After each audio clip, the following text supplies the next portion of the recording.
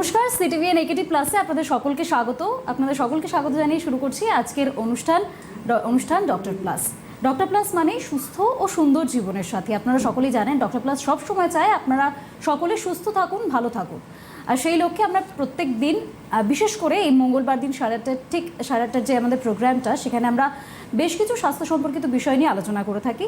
আজকে আমাদের আলোচনার বিষয় X-ray, USG and CT scan in ENT problems.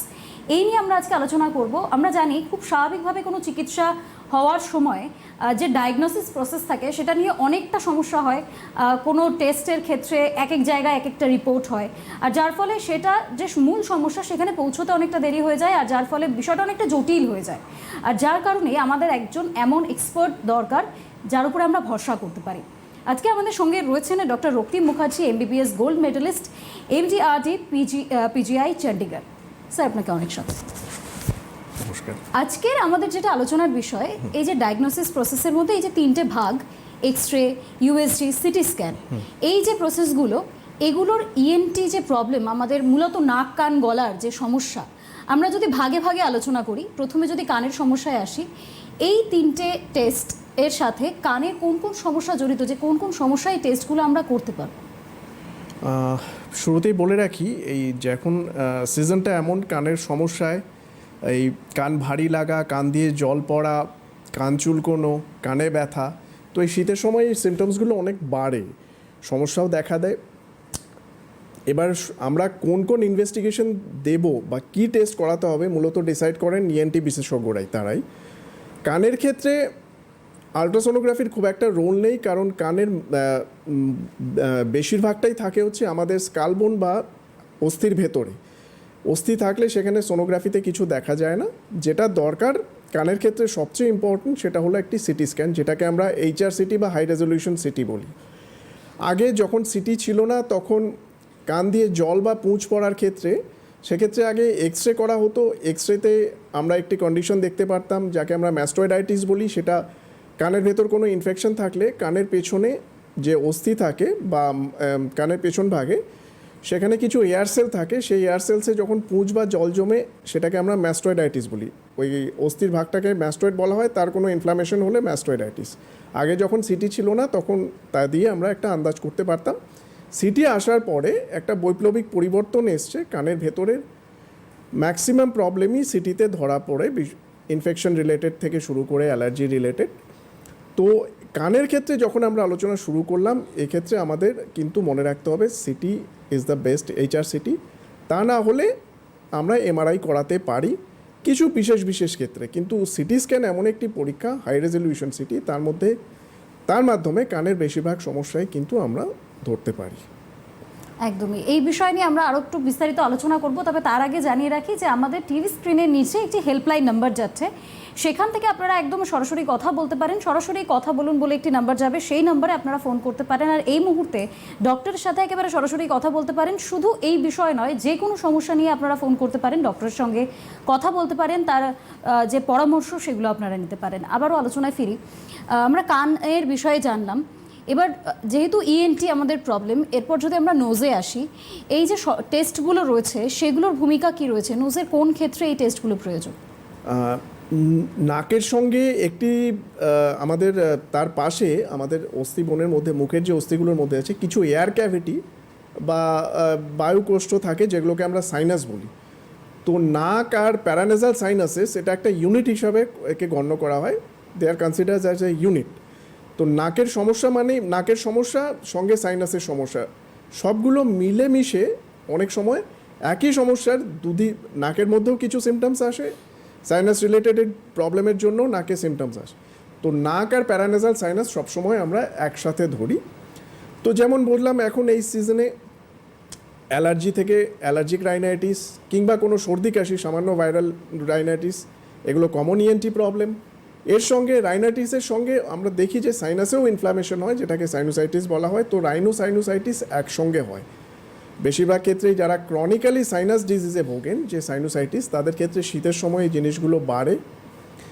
Sinus related প্রবলেমের জন্য আগে আমরা বলেছি, যখন সিটি স্ক্যান আসেনি সেই সময় এক্স-রে করে দেখা হতো সাইনাসের ভেতরের অংশটা, যেখানে সাইনাসের ভেতরে নর্মালি তো হাওয়া থাকে বা এয়ার থাকে, সেটা এক্স-রেতে কালো দেখায়, কিন্তু যখন সাদা হয়ে যেত আমরা এটা বলতাম সাইনোসাইটিস আছে, ভেতরে কোনো লিকুইড জমেছে অথবা সাইনাসের যে দেওয়ালটি থাকে সেটি পুরো হয়ে গেছে। সেটি যখন সিটি আসেনি, সেরকম সিটি স্ক্যান আসার পরে সাইনাস রিলেটেড ডিজিজ ডায়াগনোসিসেও একটি র্যাডিক্যাল চেঞ্জ এসছে এবং এখন majority of the problem CT স্ক্যানের মাধ্যমেই কিন্তু ধরা যায়। সাইনাসের গঠন, সাইনাসের ভেতরে যে আমরা মিউকোসা বা পর্দাটা বলি, যে কোনো ইনফ্লামেশন বা ইনফেকশন হলে সাইনাসে সেই পর্দাটা কিন্তু পুরু হয়ে যায় এবং সেটি সবচেয়ে ভালো বোঝা যায় সিটি স্ক্যানে।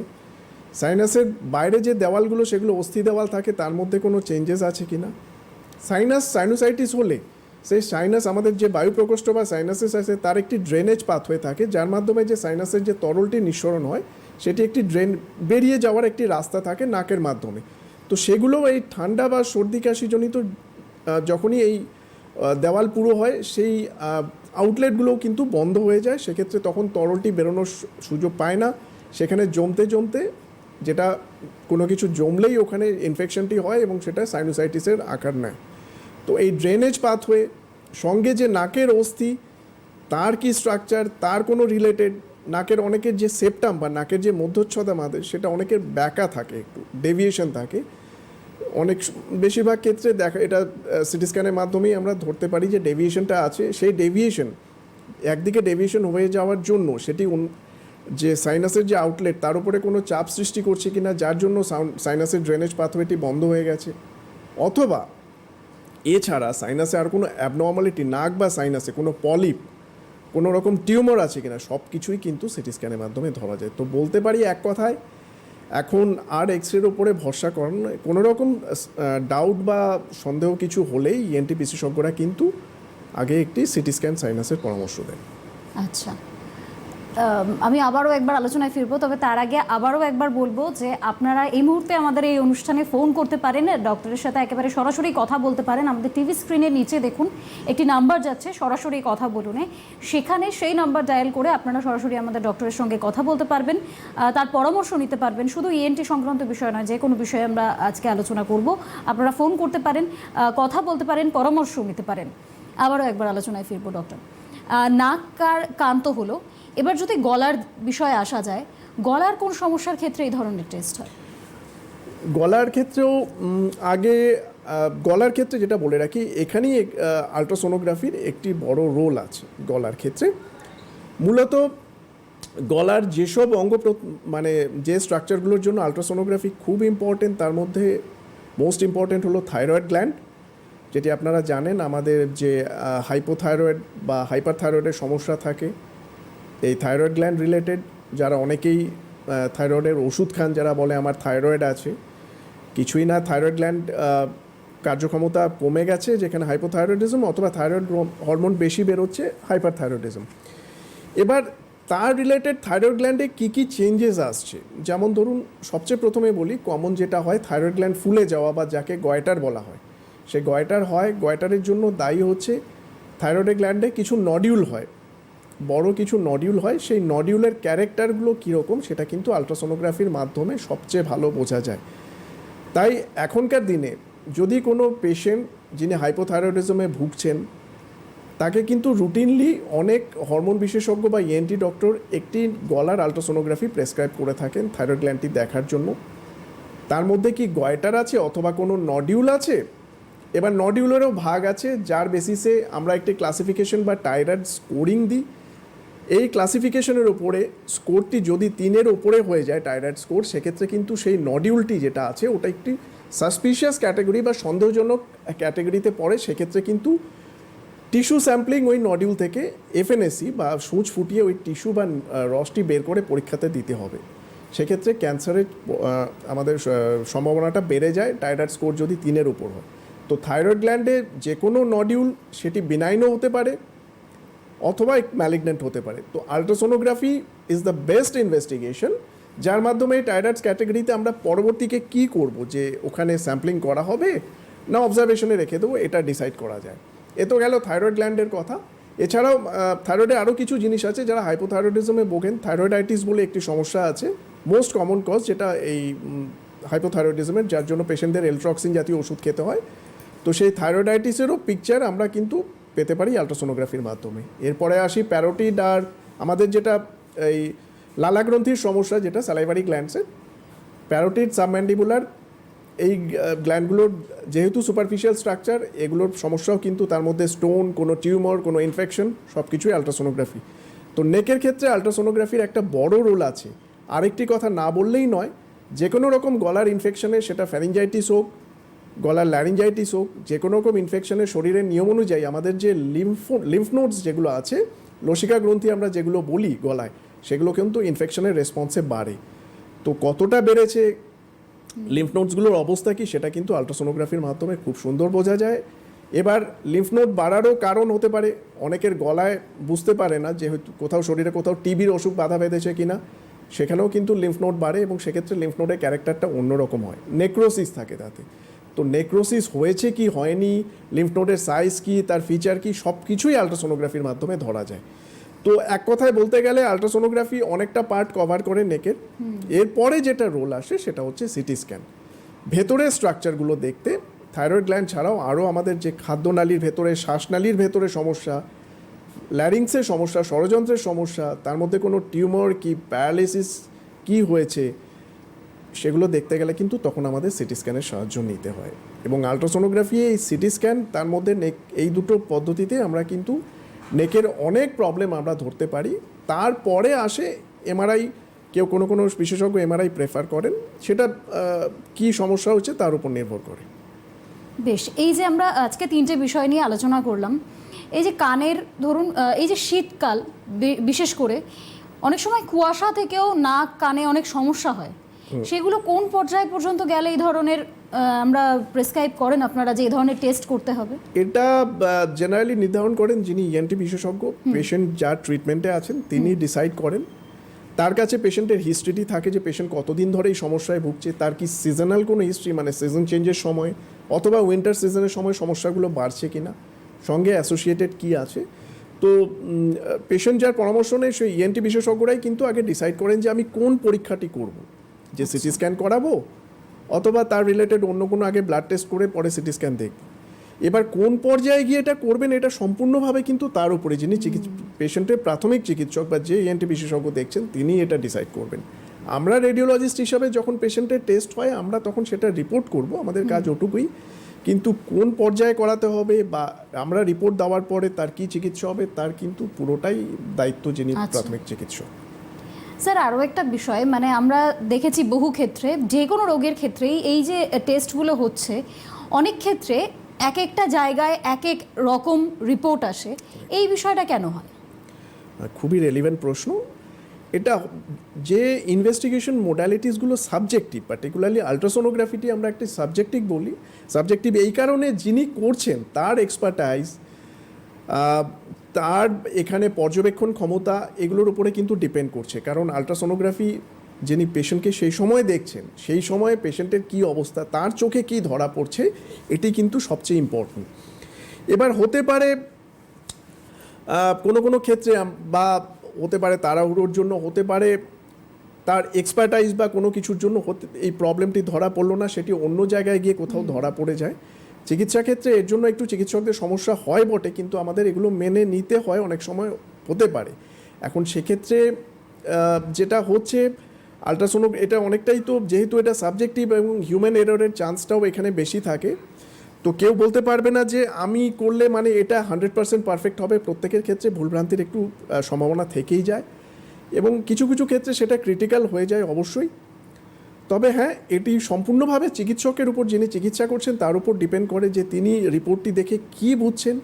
তার যদি মনে হয় না রিপোর্টটি আরেকবার করা দরকার, এটি সম্পূর্ণ তার স্বাধীনতা আছে, তিনি করিয়ে নিতেই পারেন। এবং এটা জেনারেলি তার ডিসক্রিপশনের ওপরেই ছেড়ে দেওয়া হয়, কারণ যিনি চিকিৎসা করবেন এবং তাকে সেই রিপোর্টের বেসিসে চিকিৎসা করতে হবে, তো তিনি সিদ্ধান্ত নেবেন যে রিপোর্টটি আরেক জায়গা থেকে করানো হবে কি না।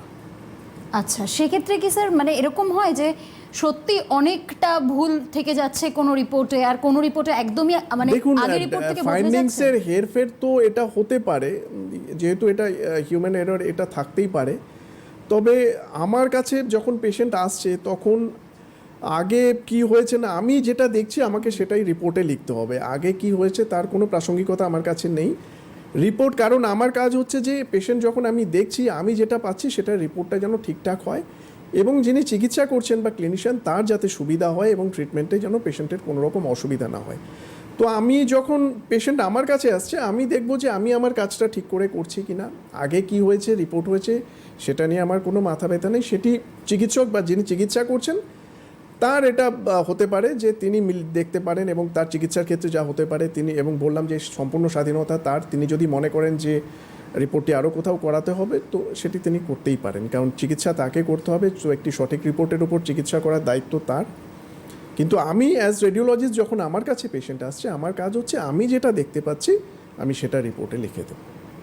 আচ্ছা, সেক্ষেত্রে স্যার আপনার মতো এক্সপার্ট আমার মনে হয়, আমি দর্শকদের উদ্দেশ্যে বলবো প্রত্যেকের প্রয়োজন আছে এমন একটা ভরসাযোগ্য জায়গা যেখানে আপনারা আসবেন আর আপনারা এমন একজন রেডিওলজিস্টকে পাবেন যার উপর আপনারা ভরসা করে নিজেদের সমস্ত রকম রোগের যে ডায়াগনোসিস সেগুলো একদম নিশ্চিন্তে করতে পারবেন। ডক্টর প্লাস সেটা প্রোভাইড করেন, ডক্টর রক্তিম মুখার্জি নিজে সেটা প্রোভাইড করেন যে একদম 100% অ্যাকুরেট হওয়ার চেষ্টা সবসময় থাকবে। আর আপনারা একদম নিশ্চিন্তে ডক্টর প্লাসে আসুন, একদম বিরাটি মিনি বাস স্ট্যান্ডের উল্টো দিকেই রয়েছে আমাদের ডক্টর প্লাস, সেখানে আপনারা আসতে পারেন। আর আমাদের টিভি স্ক্রিনের নিচে একটি নাম্বার যাচ্ছে, সেখান থেকেও আপনারা ফোন নাম্বার কালেক্ট করতে পারেন, সেখানে আপনারা ফোন করতে পারেন। ডক্টরের আপনি যদি চান, আর ডক্টর রক্তিম মুখার্জি তারও তিনিও ডক্টর প্লাসে, তিনি তার সাথেও আপনারা যোগাযোগ করতে পারেন, আসতে পারেন। অবশ্যই সেখানেও একটা টাইমের বিষয় থাকে, আপনাদেরকে সময় অবশ্যই নিতে হবে, সেই সময় নিয়ে আপনারা আসুন। ডক্টর প্লাস আপনাদেরকে বেস্ট ট্রিটমেন্ট প্রোভাইড করবে, ডক্টর প্লাস সেই গ্যারেন্টি দেয় দর্শকদের উদ্দেশ্যে। আমাদের যে আজকের মূল বিষয় ছিল ইএনটি প্রবলেমে যে স্ক্যানগুলো ছিল, X ray, USG and CT scan, এই প্রত্যেকটা যেন সঠিকভাবে হয় সেই কথা আমরা দিতে পারি, ডক্টর প্লাস সেই কথা দিতে পারে যাতে আপনার চিকিৎসা কোনো রকম কোনো ভুল ভ্রান্তি না হয়, একদম সঠিকভাবে এগিয়ে যেতে পারে, সেই কথা ডক্টর প্লাস দেয়। আর আজকের আমাদের যে অনুষ্ঠান আশা করি আপনাদের অনেকটাই সাহায্য করেছে। ডক্টর যা যা বললেন, কোন কোন সমস্যার ক্ষেত্রে এই ধরনের টেস্টগুলো প্রোভাইড করা হয় আর কতটা অ্যাকুরেসি থাকতে পারে, সেই সমস্তটা নিয়ে আমরা আজকে আলোচনা করলাম। আশা করি অনেকটা সাহায্য করেছে আজকে আমাদের এই প্রোগ্রাম আপনাদের সকলকে। আজকের জন্য আপনাদের সকলকে ধন্যবাদ, ডক্টর আপনাকে ধন্যবাদ।